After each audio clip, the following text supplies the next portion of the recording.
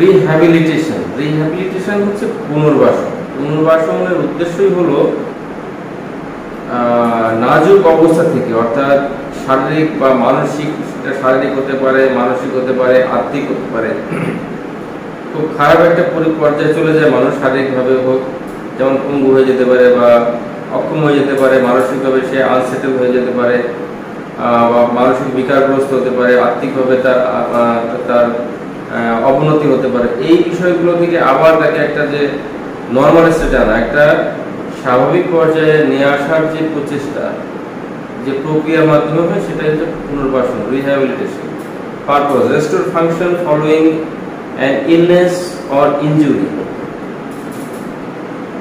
Illness or injury with the goal of maximizing a person's ability to achieve fullest life possible. যেটা বললাম আর কি, যে তাকে আবার সেই স্বাভাবিক পরিপূর্ণভাবে নিয়ে আসার যে প্রচেষ্টা, সেটা হচ্ছে পুনর্বাসন প্রক্রিয়া। The ultimate aim of stroke rehabilitation after stroke reduce impairment. এখানে যে উদ্দেশ্য সেটা হচ্ছে যে তার ইম্পায়ারমেন্ট কমানো। ইম্পায়ারমেন্ট বলে তার যে শারীরিক যে লসগুলো সে ডেভেলপ করে ফেলছে সেটাকে কমানো, তার যে অক্ষমতা এবং তার যে না পারার বিষয়গুলো আছে,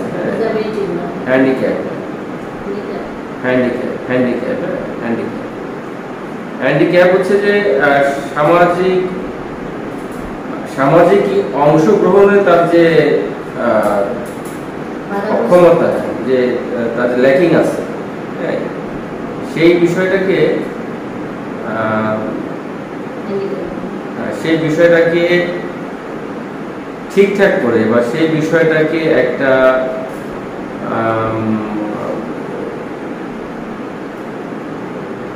পরিপূর্ণ একটা জায়গায় নিয়ে যাওয়ার চেষ্টা করা এবং তাকে একটা পরিপূর্ণ জীবন দান করার বা পরিপূর্ণ জীবন তাকে প্রদান করার প্রচেষ্টাই হচ্ছে আপনার পুনর্বাসনের মাধ্যমে। এখানে কিছু একটা টিম কাজ করে, এটাকে বলে ইন্টারডিসিপ্লিনারি টিম। এখানে থাকে হচ্ছে আপনার ফিজিশিয়ান থাকে, তারপর হচ্ছে ডাক্তার থাকে, নার্স থাকে, physiotherapist, occupational therapist, speech language therapist, যারা স্পিচ নিয়ে কাজ করে, কথাবার্তা ঠিক হওয়া নিয়ে, সাইকোলজিস্ট, মানসিক বিষয়টাকে ডেভেলপ করার জন্য এটা প্রয়োজন আছে, social workers, recreational therapist. Social ওয়ার্কারের কাজ হলো তাকে সামাজিক পুনর্বাসন প্রক্রিয়াকে দ্রুততর করা বা একটা সামাজিক পুনর্বাসন প্রক্রিয়াটাকে তাকে সামাজিকভাবে পুনর্বাসন প্রক্রিয়া নিয়ে যাওয়ার যে একটা প্রক্রিয়া, সেটা সোশ্যাল ওয়ার্কার করে থাকে। এবং রিক্রিয়েশনাল থেরাপিস্ট সাধারণত এদের মানসিক নর্মালি এই ধরনের রোগীগুলো মানসিকভাবে একটু আনসেটেল হয়ে থাকে, মানসিকভাবে তারা ডিপ্রেস থাকে। তো তাদেরকে ডিপ্রেশন কাটানো এবং তাদের মানসিকভাবে চাঙ্গা রাখার জন্য রিক্রিয়েশনাল থেরাপিস্টদের ভূমিকা আছে।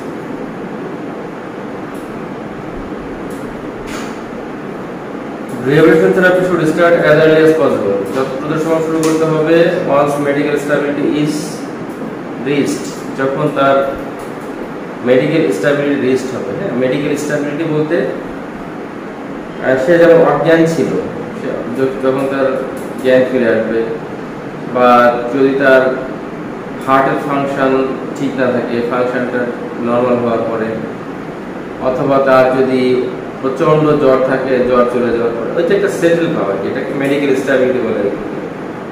এরকম একটা পর্যায়ে আসলে আপনার রিহ্যাবিলিটেশন থেরাপি শুরু করতে হবে। Spontaneous recovery can be impressive, but rehabilitation-induced recovery seems to be better on average. Spontaneous recovery সাধারণত এই যে ল্যাকিং গুলো, এই লস গুলো হয়, এগুলো আপনি রোগীরা ভালো হওয়ার বাই নেচার রোগীরা ভালো হওয়ার দিকে যায় সাধারণত, মানে প্রকৃতি তাকে সুস্থ হওয়ার দিকে ধাবিত করে। কিন্তু আপনি ভালো হওয়া রোগীগুলোর পার্সেন্টেজ খুবই কম, হয়তো বা 1% 2% হতে পারে। হ্যাঁ, কিন্তু আপনার একজন মানুষ যদি হাঁটতে না পারে, হাত চালাতে না পারে, সে যে জিনিসগুলো সে হারিয়ে ফেলেছে সেটাকে আবার সিস্টেমেটিক্যালি আগের পর্যায়ে নিয়ে আসার জন্য আপনার রিহ্যাবিলিটেশনের কোনো বিকল্প নেই। Even though the most marked improvement is achieved during the first 3 months, এখানে যেটা বলছে যে প্রথম 3 মাসে আপনার ইমপ্রুভমেন্ট হবে হচ্ছে গিয়ে সবচেয়ে বেশি। সুতরাং প্রথম 3 মাসের এই যে থেরাপি সেশন বা থেরাপির যে ফিজিওথেরাপি বা আনুষঙ্গিক আরো যে মানে যে টিম ওয়ার্ক আছে, এই কাজটা যদি ভালো মতো হয় তাহলে তার ইমপ্রুভমেন্ট ম্যাক্সিমাম হবে। 3 মাস যদি ইগনোর করা হয় বা যদি সেভাবে কাজ না করা হয় তাহলে এই ল্যাকিংগুলো পরবর্তীতে মেকআপ করা কঠিন হয়ে যাবে। Rehabilitation should be continued for a longer period to prevent subsequent deterioration. এই পুনর্বাসনটা অনেকদিন চালাতে হবে, কারণ তার যে উন্নতিটা সেই উন্নতিটা সে যেন ধরে রাখতে পারে বা উন্নতির অবস্থা যেন খারাপের দিকে না আসে, উন্নতিটা যেন আবার ডাউন না হয়ে যায়, সেজন্যই পুনর্বাসন প্রক্রিয়াটা চালাতে হবে।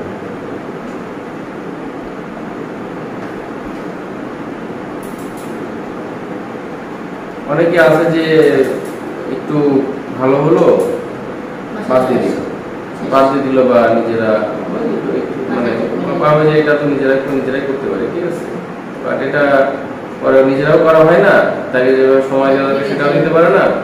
আলটিমেটলি ওই যতটুকু উন্নতি নিয়ে আসছে ওটা ওই প্র্যাকটিস না করতে করতে ওটা আবার খারাপ হয়ে গেছে।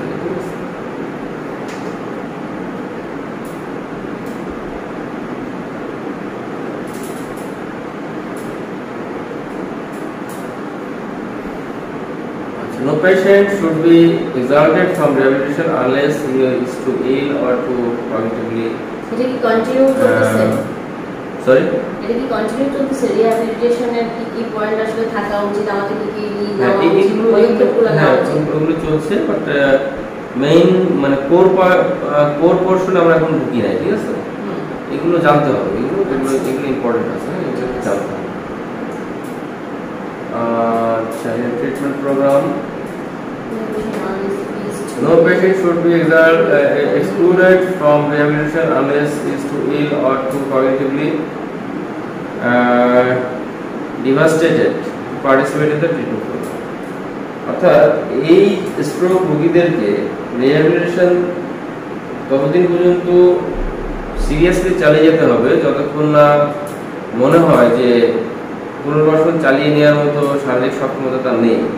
সে যদি হঠাৎ করে অনেক বেশি অসুস্থ হয়ে যায়, তখন সে যদি রিহ্যাবিলিটেশনে পার্টিসিপেট না করতে পারে, জোর করে করানো যাবে না। অথবা তার যদি মানসিক অবস্থা আরও অবনতির দিকে যায় বা সে তার যদি কোঅপারেটিভ যে একটা ব্যাপার স্যাপার আছে, সে যদি কোনো প্রকার কোঅপারেশন না করতে পারে বা মানসিক বিকারগ্রস্ত হয়ে যায়, তখনও এটা বন্ধ করে দেওয়া যেতে পারে।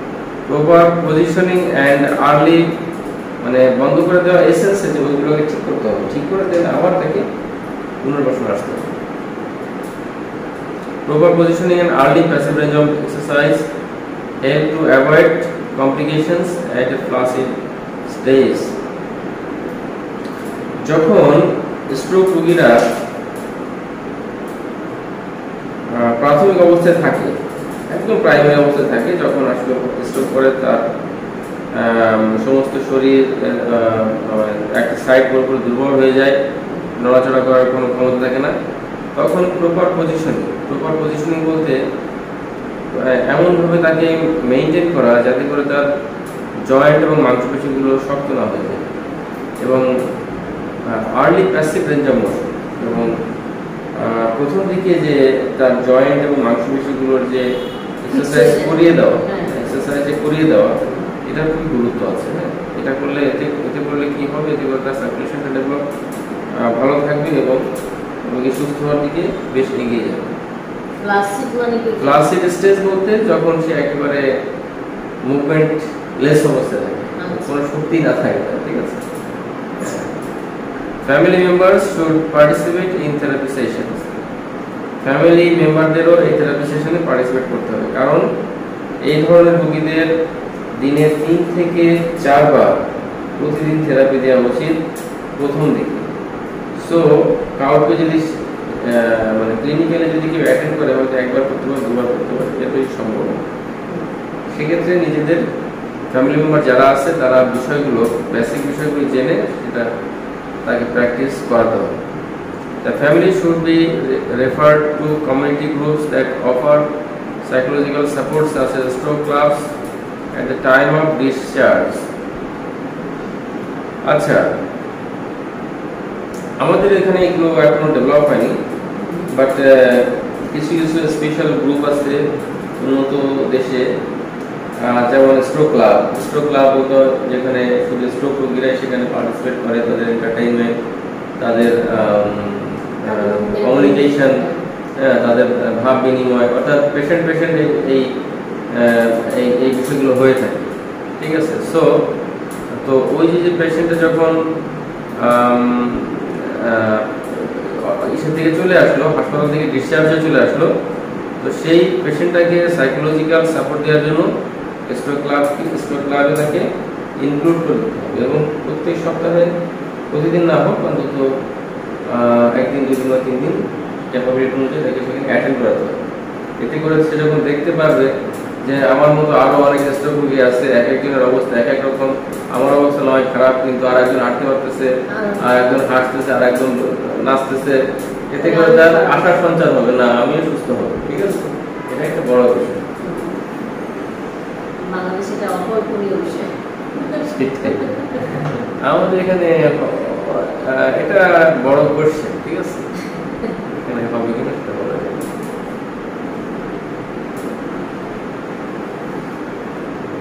আমাদের এখানে ফিজার জানে ঠিক মতো নিতে চাই না।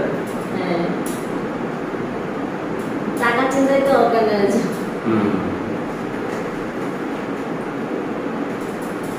আসলে এসব ক্ষেত্রে গভর্নমেন্টের ভূমিকা না থাকলে আপনার এই বিষয়গুলো সেভাবে আগাবে না সোজা কথা।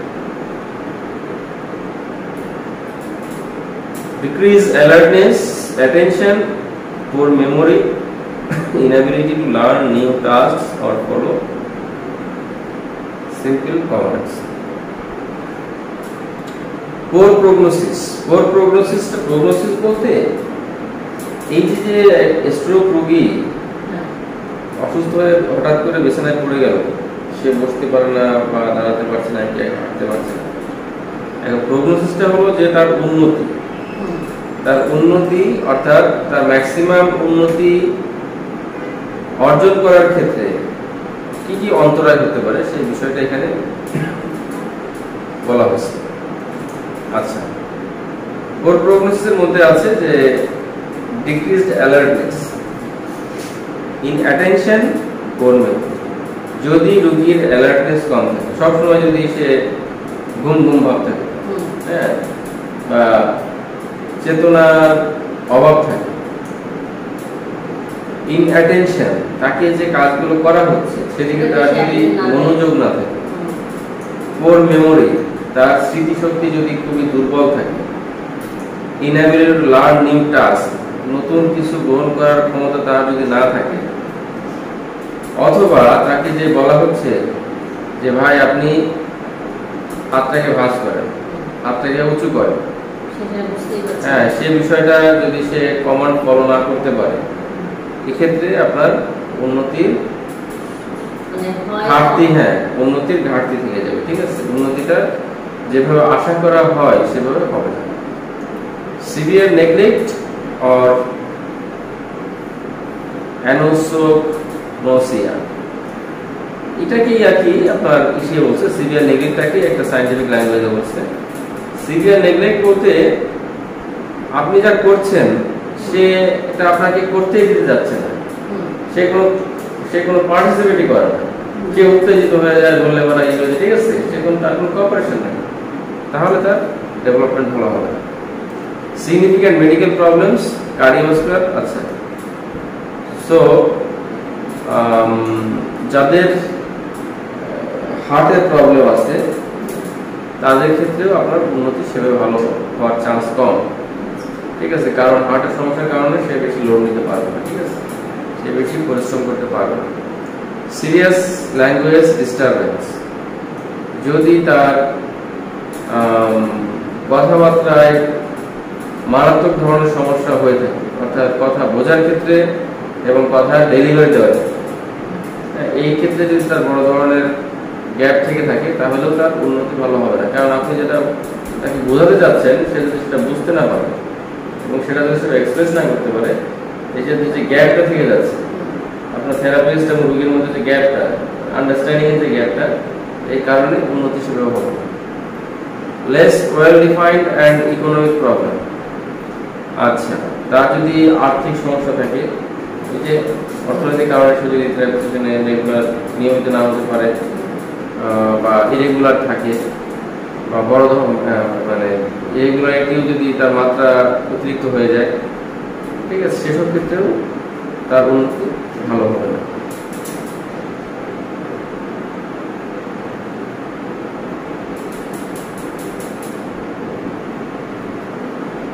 Effects of a stroke. Stroke হলে কি কি সমস্যা দেখা যায়?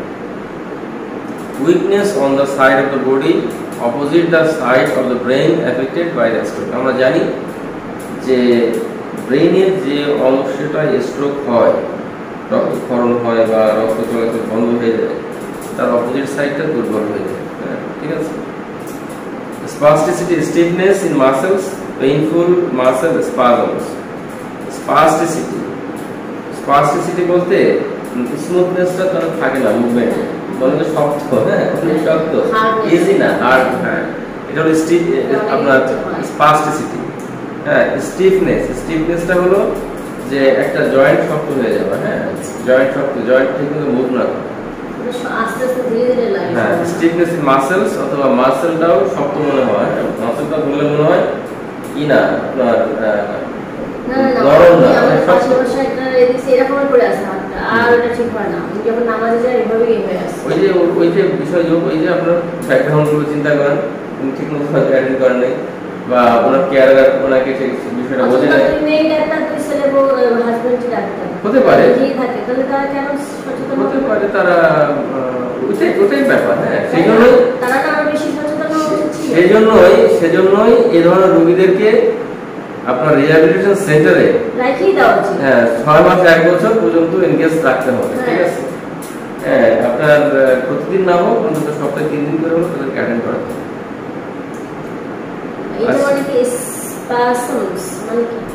মাসেল স্পাজমস, মাসেল স্পাজম বলতে কিছু নেই, দেখবেন যে এই ধরনের অনেক কাঁপে, হ্যাঁ কিন্তু মাসেল স্পাজম কাঁপে, হ্যাঁ ঠিক আছে, এটা কাঁপে। আবার মনে করেন যে বসা থেকে দাঁড়াতে গেলে পা কাঁপে, হ্যাঁ this is spasm, muscle spasm. ওইটা ওই কারণে শক্ত হয়ে যায়, দেখে কি হয়, এটা নিউরোলজিক্যাল সমস্যা হইলে, মানে আপনার নার্ভের প্রবলেম হইলে এটা একটা সিম্পটম, ঠিক আছে।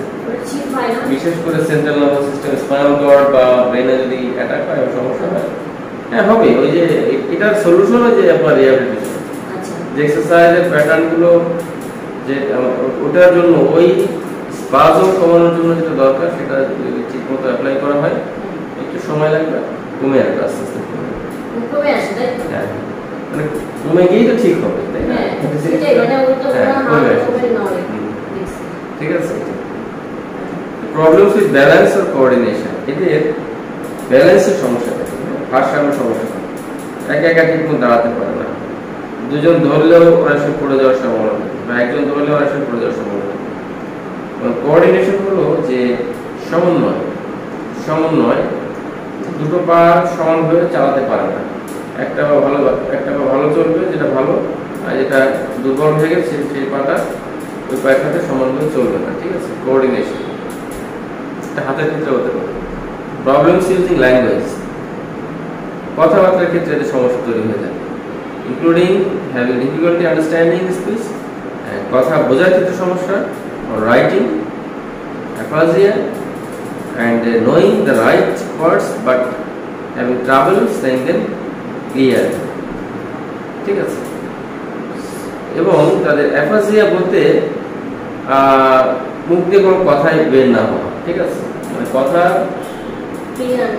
কথা তৈরি করার যে একটা স্টিমুলেশন, এতে সেই স্টিমুলেশনটা মানে সেই প্রসেসটাই বন্ধ হয়ে যায়। স্ট্রোক মানে স্ট্রোকের প্রভাবে সেটা টেম্পোরারি হোক এটা ম্যাক্সিমাম ক্ষেত্রে টেম্পোরারি হয়, পার্মানেন্ট খুব কম হয়, ঠিক আছে, খুব রেয়ার। তো টেম্পোরারি বন্ধ হয়ে যায়, ঠিক আছে, that is aphasia. And knowing the right words but having trouble saying, কিন্তু দেখা যাচ্ছে যে অনেক সময় তারা সঠিক ওয়ার্ডটা বুঝতেছে কিন্তু আপনি ক্লিয়ারলি সে ডেলিভারি দিতে পারছেন, ঠিক আছে, আবার সে বুঝতেই পারছে না, আপনি একটা বলছেন সে আরেকটা বলে দিচ্ছে, ঠিক আছে।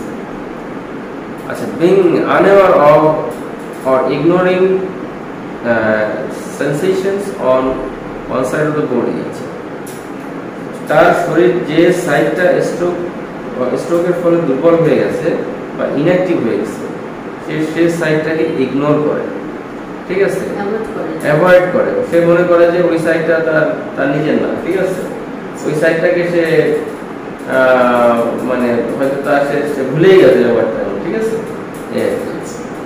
তো পাশাপাশি তার অনুভূতিও, যে সাইডটা দুর্বল হয়ে যায় বা প্যারালাইজড হয়ে যায়, সে সাইডের অনুভূতিও কমে যেতে পারে, বা অনেক ক্ষেত্রে এটা কমে যেতে পারে, ঠিক আছে, সবসময় না, অনেক ক্ষেত্রে কমে যেতে পারে।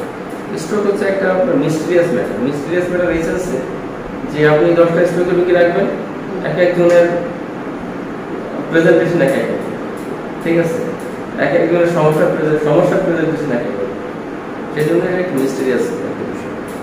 আচ্ছা, আমরা যারা ফিজিওথেরাপি হব তারা কি শুধু এটা এই যে এমআরআই তারপরে ইসিজি ওগুলো দেখে সিলেক্ট করব যে আসলে কোন জায়গাটাতে তার থেরাপিটা দেওয়া উচিত, এরকম কিছু কি? না, অ্যাকচুয়ালি এগুলা যখন তার মেডিকেল ট্রিটমেন্ট চলবে, ইমার্জেন্সি ট্রিটমেন্ট চলবে, তাকে সেটেল করার জন্য চেষ্টা চলবে, তখনই এগুলোর ইন্টারপ্রিটেশন চলে আসবে যে তার সমস্যা কোথায়, কি ভালো মন্দ এসে আপনি দেখবেন তার কি প্রবলেম আছে। আপনাকে প্রবলেম লিস্ট করতে হবে। এই problem spasticity, weakness, decrease sensation, decrease coordination, ঠিক আছে, এই বিষয়গুলো আপনাকে যেটা প্রবলেম আপনাকে নোট করতে হবে। নোট করে আপনার প্রবলেম অনুযায়ী আপনাকে সলিউশন বের করতে হবে, ঠিক আছে। মনে করেন যে তার স্পাস্টিসিটি আছে, স্পাস্টিসিটি সলভ করার জন্য আপনি কি প্ল্যানিং করতে পারেন, ঠিক আছে। তারপরে মাসল উইকনেস আছে, মাসল উইকনেসের জন্য কি প্ল্যানিং করতে পারেন, ওই প্ল্যানিং অনুযায়ী আপনি তাকে এটা আরো পরে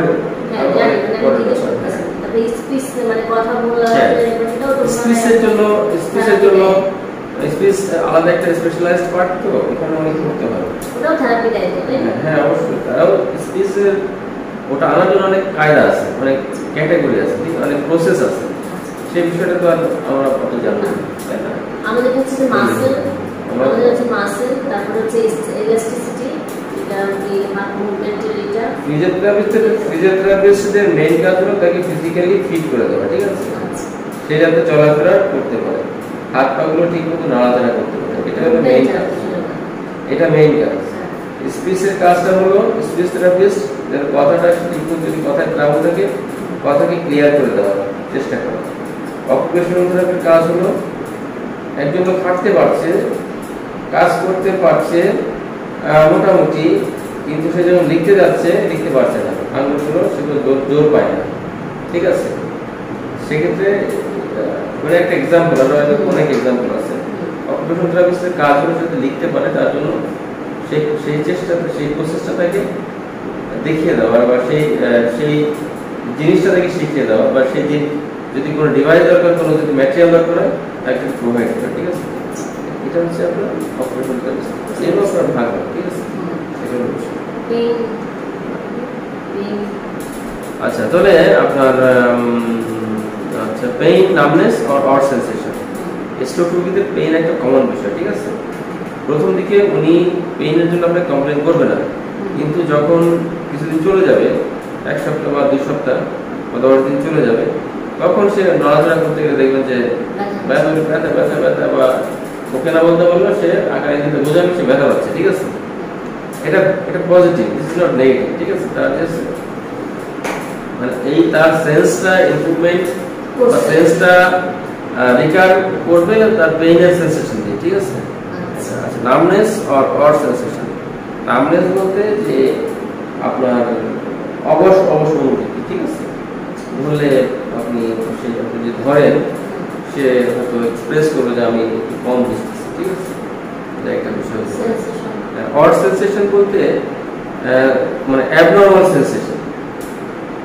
অ্যাবনর্মাল সেন্সেশন বলতে অনেক সময় হতে পারে যে আপনার হাইপার সেন্সেশন, বা মনে করেন যে বার্নিং সেন্সেশন হতে পারে, হ্যাঁ, মনে করেন জ্বলে যাচ্ছে, ঠিক আছে, মানে পাটা জ্বলে যাচ্ছে, ঠিক আছে, ভাতটা জ্বলে যাচ্ছে, বা অনেকে আপনি টাচ করলে মানে সেন্সেশনের মাত্রা অনেক বেশি মনে হতে পারে, ঠিক আছে, হ্যাঁ, সে আপনার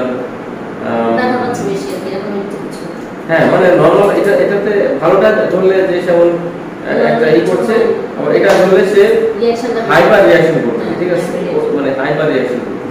এটার যে রিঅ্যাকশন ভালোটা ধরলে যে রিঅ্যাকশন, আর যেটা প্যারালাইজড হয়ে গেছে ওটা একটু ধরলে রিঅ্যাকশনটা একটু বেশি হচ্ছে বা ব্যতিক্রম, দ্যাট অড সেন্সেশন।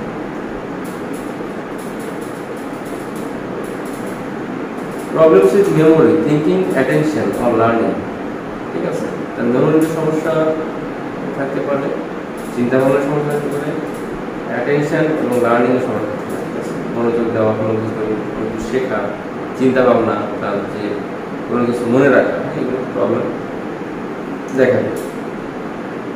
তারপরে unaware of the effects of the stroke. আচ্ছা, মানে যিনি স্ট্রোকের রোগী, আসলে স্ট্রোকের ইফেক্ট সম্বন্ধে তার অনেক সময় মানে সে জানে না, সোজা কথা, তার তো আইডিয়া আছে, মেডিকেল লোক না, হ্যাঁ, তার এটা এই সমস্ত এই সিকুয়েন্স সম্বন্ধে, মানে কনসিকুয়েন্স সম্বন্ধে তার আইডিয়াটা কম থাকবে বা থাকবেই না, ঠিক আছে। তার জন্য অনেক সময় বলে, যেগুলো রোগী বলে এগুলো লাগবে না, আমি এমনি ভালো হয়ে যাবো, ঠিক আছে, কারণ তার সেই আইডিয়া নেই, সেই জ্ঞান নেই, ঠিক আছে, আমি এমনি ভালো হয়ে যাবো, ওই এমনি ভালো থেকে বিপদে পড়বে, ঠিক আছে। ট্রাভেল সোয়ালিং, সোয়ালিং বলতে গিলাই সমস্যা। আপনি ফুড দিলেন, কিছু পানি খেতে দিলেন, দেখবেন যে কাশি চলে আসছে, ঠিক আছে, দ্যাট মিনস ঠিক মতো গিলতে পারতেছে না, তার খাবার চলে যাচ্ছে শ্বাসটা নিতে, তখন দেওয়া যাবে না, তখন টেকনিক্যালি দিতে হবে, খাবারের পরিমাণ কমাতে হবে, এবং একদম পানির মতো ম্যাটেরিয়াল দেওয়া যাবে না, পানিকে একটু একটু সলিড করে দিতে হবে, পানিকে একটু সলিড করে দিতে হবে। ভাতটা আপনার ফুডটা একবারে শক্ত দিতে পারবেন না, একটু সেমি সলিড টাইপের, যাতে পানিও থাকে ফুডটাও থাকে, হ্যাঁ, এইভাবে আপনাকে অ্যাডজাস্ট করতে হবে।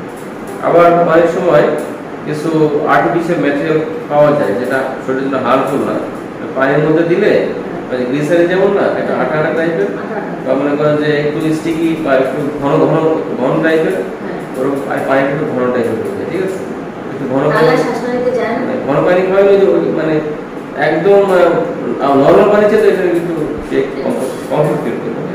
আপনি জল গল্প দেন, এক চামচ করে করে দেন, সে গিলতে পারবে, খেতে পারবে, ঠিক আছে, কিন্তু একসাথে বেশি দিতে গেলেই ঝামেলা হবে। এই ধরনের রোগীদের ম্যানেজ করা বা তাদের টেক কেয়ার করাটা একটা বড়, মানে ফ্যামিলি মেম্বার যারা আছে তাদের ট্রেনিং হবে, এই ধরনের রোগীদের কিভাবে টেক কেয়ার করবে, ঠিক আছে, কিভাবে টেক কেয়ার করবে। Problems with Baul and bladder control, এই ধরনের রোগীদের দেখা যায় যে দেখবেন যে ক্যাথেটা করানো হয়, তাই না, বিকজ তারা প্রস্তাব নর্মালি করতে পারছে না, ঠিক আছে, যার জন্য ক্যাথেটা দেওয়া, যাতে প্রেশারটা বেরিয়ে যায়। ফ্যাটিক, ক্লান্ত, দুর্বল।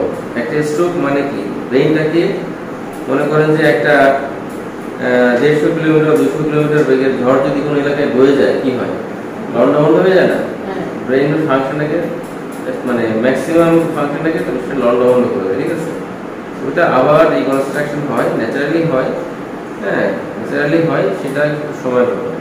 তো সে তার যে ইফেক্ট, যে ফ্যাটি, হ্যাঁ, ক্লান্ত ভাব, তাই না, সে খুবই তার মধ্যে ক্লান্তি থাকে, সে কিছু কাজ করার পরেই বলবে যে দুর্বল লাগছে, ক্লান্ত লাগছে, নিতে যাবে না, ঠিক আছে, এটা হবে, এটা প্রথম দিকে হবে। Difficulty controlling emotions, emotional liability, ঠিক আছে, দেখবেন যে এই ধরনের রোগীরা অনেক সময় এই কথা বলতে বলতে হেসে দিচ্ছে, এই কথা বলতে বলতে কেটে দিচ্ছে, ঠিক আছে, হ্যাঁ, এটা ইমোশনাল লায়াবিলিটি বলে, ঠিক আছে, ইমোশনাল মানে difficulty controlling emotions, emotional liability. Depression, depression খুব সিম্পল বিষয়, এদের মানসিকভাবে এরা খুবই ভেঙে depress, difficulties with daily task, তো প্রাত্যহিক কাজকর্ম এরা ঠিকমতো করতে পারবে না, বা করার ক্ষেত্রে এদের অনেক অক্ষমতা।